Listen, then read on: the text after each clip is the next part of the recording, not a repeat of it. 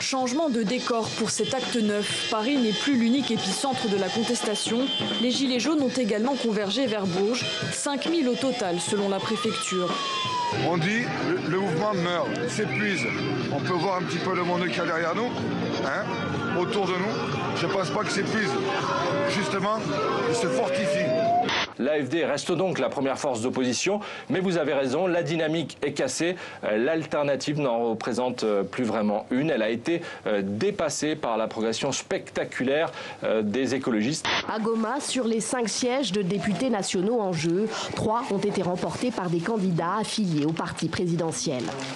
Albert Mukosa, candidat de l'AR, a perdu et réfléchit à la suite aux côtés de ses avocats et conseillers. Et de quelle magie la CENI a pu obtenir les résultats des enveloppes scellées, si ce n'est pas par la fraude ou la nomination de ceux-là à qui on veut attribuer les sièges.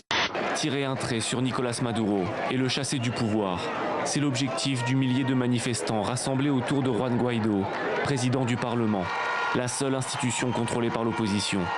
Pour lui, Maduro est un président illégitime. La délivrance. Après une semaine d'incertitude, Raaf Mohamed Al-Kounoun a pu quitter la Thaïlande direction Toronto. Les Nations Unies ont accordé le statut de réfugié à la jeune Saoudienne et les autorités thaïlandaises n'ont donc pas pu l'extrader vers l'Arabie Saoudite. Les banquiers centraux ont beaucoup appris de la crise de 2008. Donc ils ont appris quoi faire pour empêcher des problèmes de liquidité entre les banques, entre les pays. Et donc, si crise financière il y avait, je pense qu'ils seraient en mesure d'y répondre rapidement. Elles ont été très actives, au moins autant, des fois sinon plus, que les hommes lors de la construction du mouvement ouvrier au début du 19e siècle, et que par la suite, elles ont été exclues ou marginalisées des formes de syndicalisme qui ont suivi. Si je vous parlais d'elle, la princesse sans voix, que vous dirais-je?